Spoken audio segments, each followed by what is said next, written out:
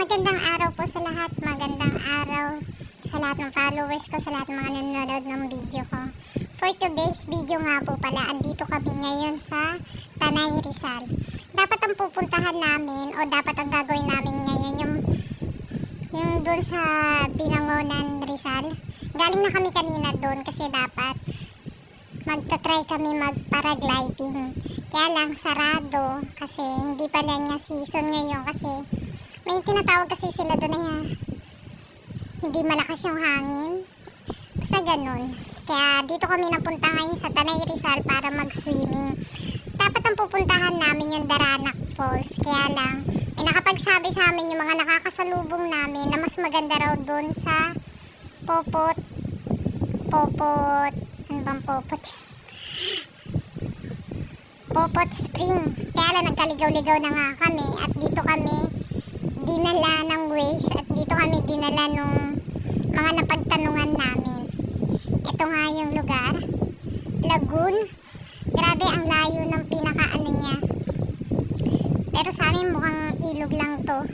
Ilog na hindi. Dahil sa tag-init kaya yung tubig niya mababa. Medyo malayo siya doon sa pinagparkingan namin ng motor.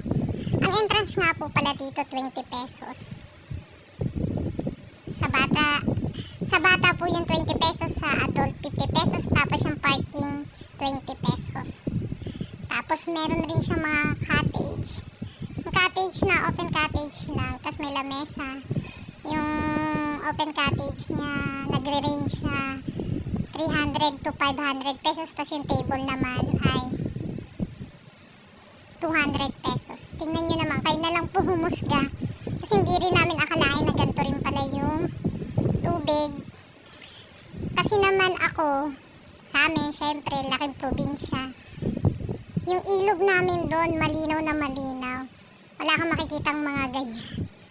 Kaya parang, nung nakita namin, nadismaya kami. Hindi namin expected na ganito yung kulay ng o ganito yung tubig na maabutan namin kasi nung nagtatanong pa lang kami doon sa entrance na nagbibiruan nga kami, sinasabi namin na scam kami kasi ang ganda nung pinopromote nilang lagoon nga raw na malinaw daw yung tubig, wala daw mga lumot. Etong isa naman to, yung part na medyo malalim, okay naman siya, kaya lang maraming naliligo na. Saka wala na kami mapwestuhan kaya pumunta pa kami sa dulo. Yung may mga open cottage. Ayan. May part na malinaw sana kaya lang ang daming lumot talaga. Ito yung malalim na part. Lagpas tao daw yan. Di namin na-try yan kasi ang dami nga naliligo kanina. At saka andoon yung nirent naming cottage sa taas. Kaya ang ginawa namin, naghahanap kami ng kamahalan na kung saan kami pwedeng maliligo. Yun nga lang, hindi nga lang umabot ng hanggang tuhod. Nagwiwisik-wisikan lang kami, ganun lang ang nangyari.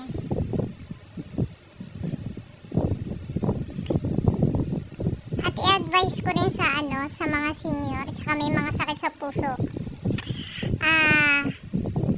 Mahirap kung pupunta kayo dito, pero depende na lang kung kaya nyo talaga. Kasi may kasama nga kaming na-bypass.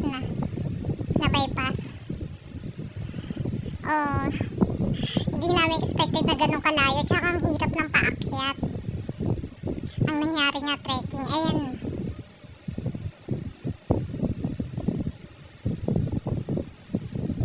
Hindi ko na nga na-videoan nung habang naliligo kami, nagwiwisik-wisikan lang. Sabi ko nga dapat nagdala kami ng tabo.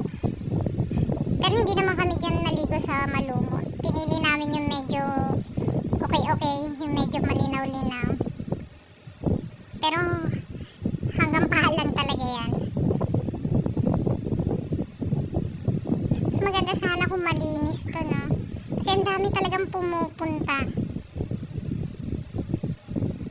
Halos inabot kami ng 2 oras papunta dito kasi nagkaligaw-ligaw din kami. Ang lawak-lawak ba naman kasi ng Rizal. Tsaka mali yung tinuturo ng Waze. Ito na nga yung na-rent naming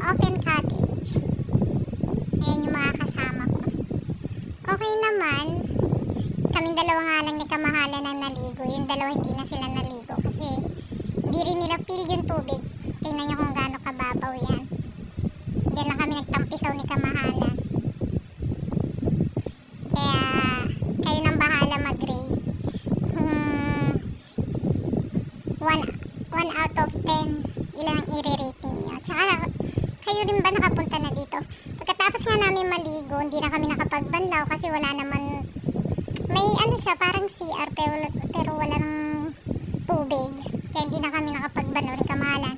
Dumiretso na kami dito sa kainan. Kalimutan ko anong pangalan ng kainan na to, pero ano siya, buffet. Pero pwede kang umorder kung mahina ka naman sa buffet.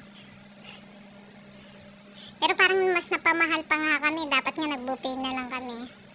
Yun lamang po. Salamat.